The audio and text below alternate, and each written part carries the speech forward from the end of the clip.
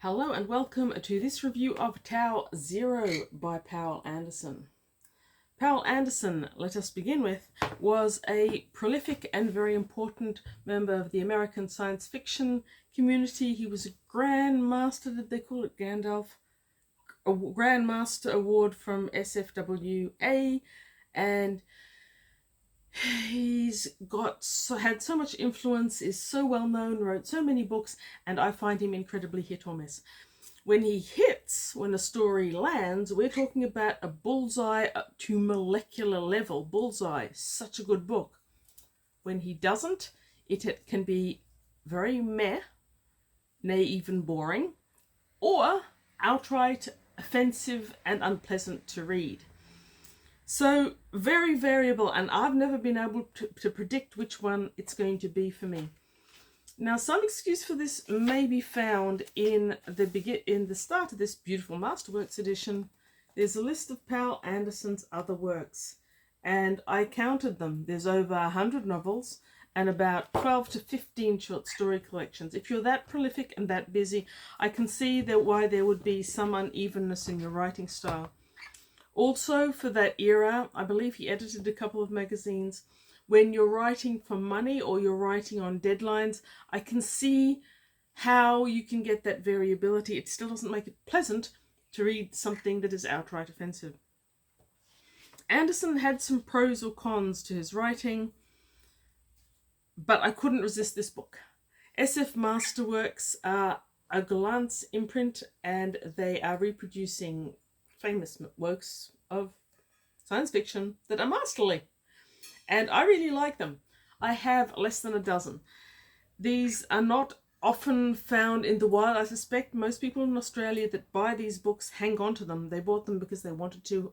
Every single one but this one I've bought new because it's something like Roadside Picnic over there somewhere that I know I will never get unless I bite the bullet, go online and buy it new. This one, however, I came across in the second-hand shop down the road for $2, and I couldn't resist a Masterworks from that location, even though I wasn't convinced by Poul Anderson.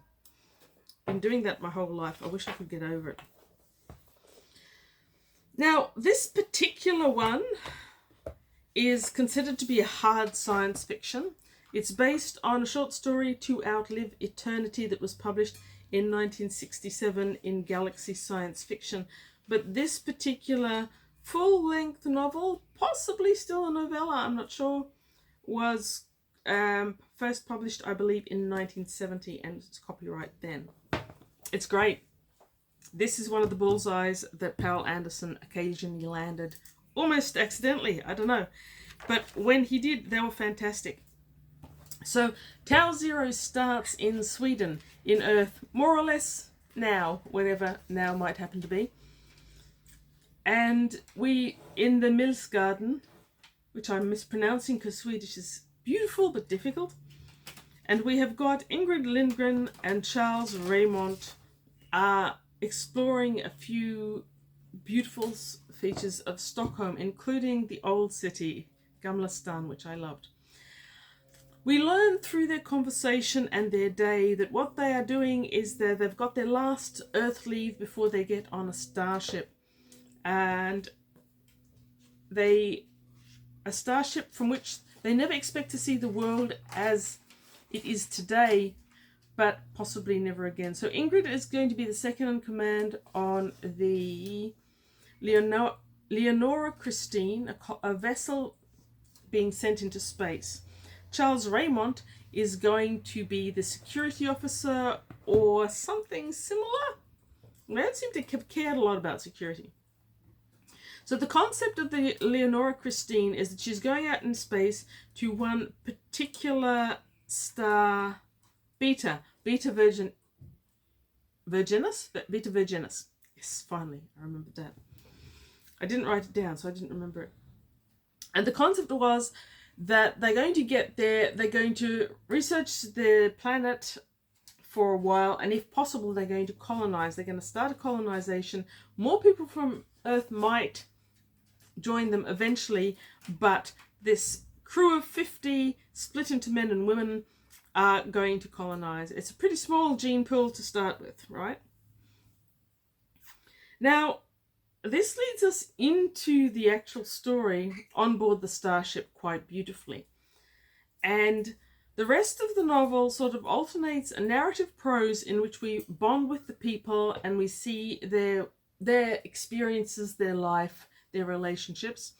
And then it's interspersed with these paragraphs in which the hard science is given to us as relates to what's happening to the starship and the crew. The scientific basis of it all is great, and it revolves around the title, which is tau zero. So the tau factor is the relationship between speed and velocity and the relative slowing of time that one gets. And this is relevant to our protagonists and our starship, because as the tau decreases, they're going faster and faster. That means a voyage that they will experience as taking 11 years is going to take 33 years to Earth. Now, on board are a number of noteworthy scientists, astrophysicists. Bird, don't do that.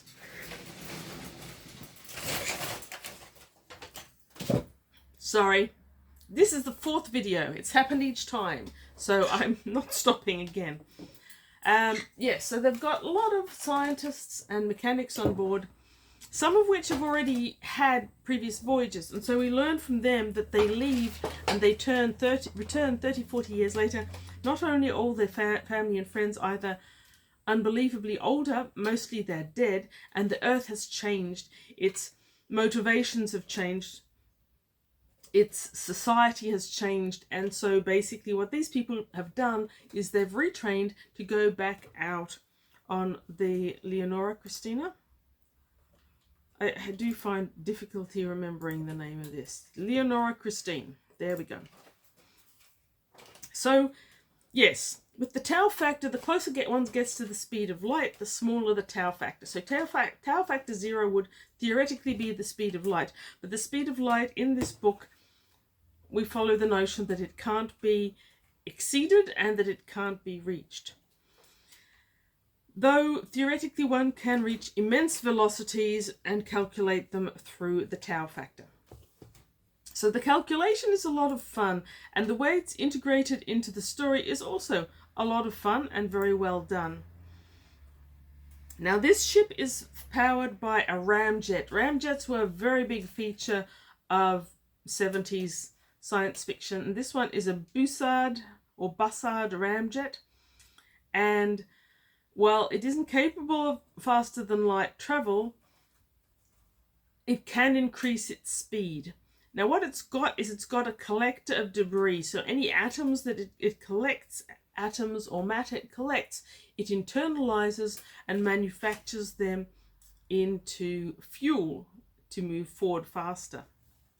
If you're a physicist and you're watching this and I'm wrong, tell me by all means, but I'm no physicist and I'm not really a mathematician. I love reading about the concepts, which is worth mentioning here. You don't have to be a hard scientist to understand this book. You just have to be interested in following along. Poul Anderson gives you everything you need to feel as if you're a hard scientist, which I love.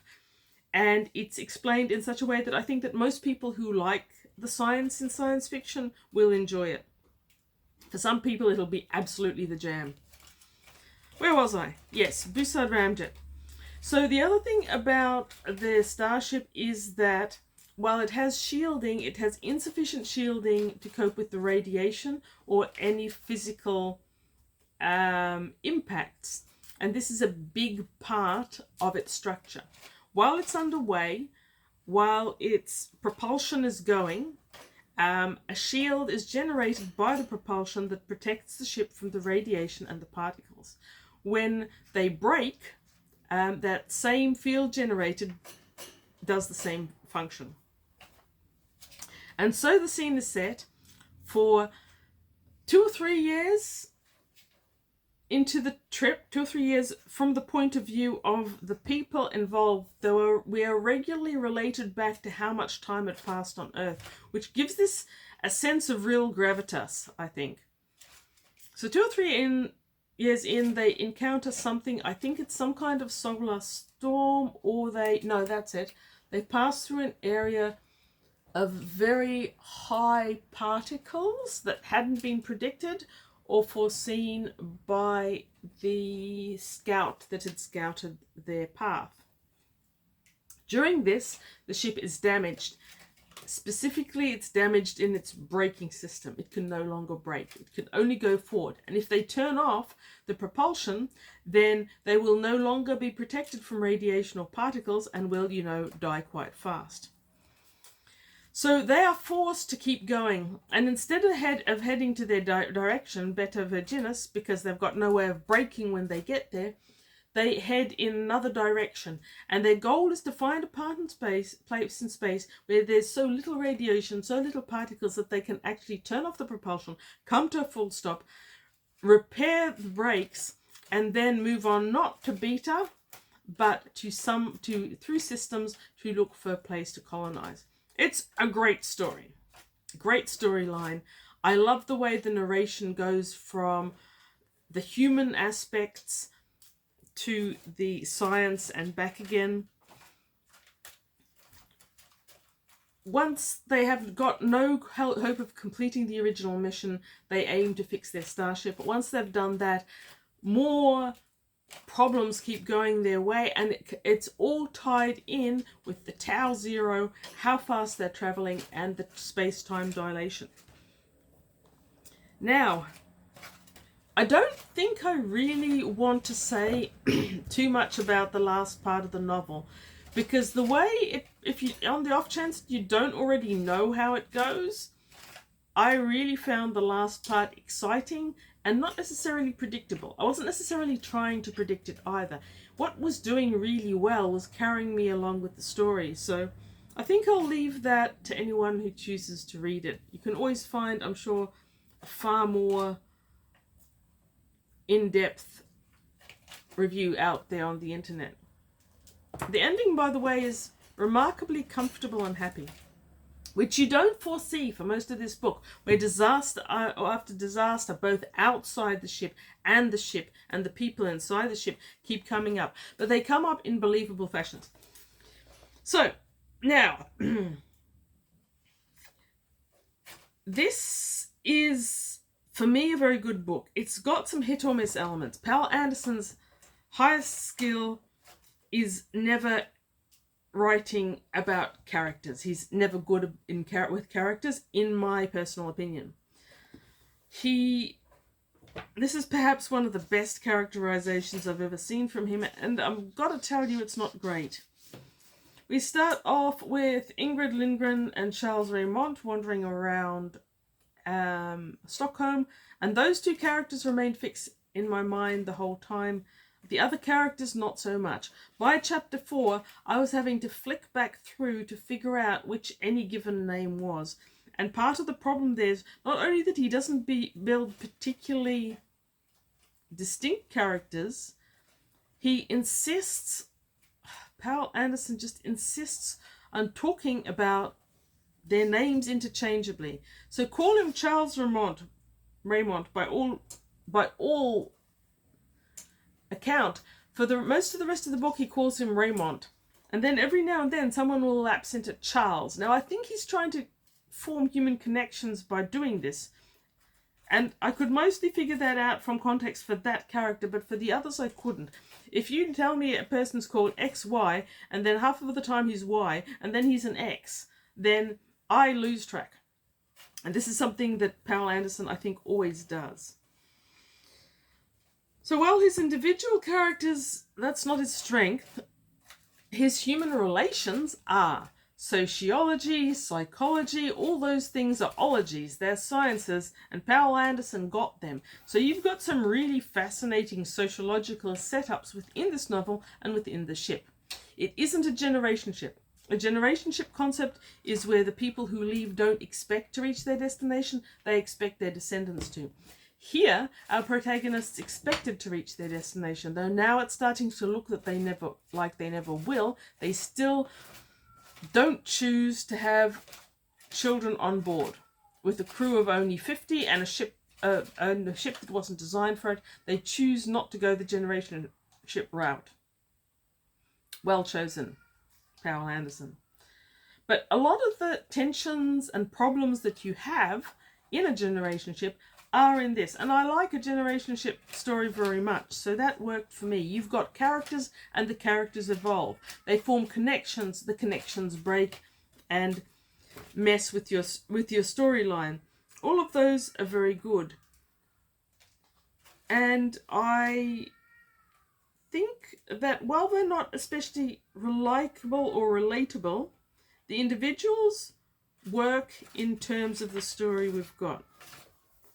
Is it dated? Sure. Most of Poul Anderson's work is, in my opinion, 1970 or 60s even. It's going to date to 2025, 2026 now. No doubt about it. If you can ignore the slightly dry writing and the poor characterization, though, it hasn't dated terribly much. Relationship-wise, it is very conservative 70s, whereas if someone like Heinlein or Asimov had been writing this type of books, you'd have had sexual connections happening all over the place and turning the world around. Poul Anderson kept it quite staid. People form couples, then they break up sometimes, but none of the more wild stuff happens there at all. And really, intimate and emotional connections are only really explored as part of the overall plot.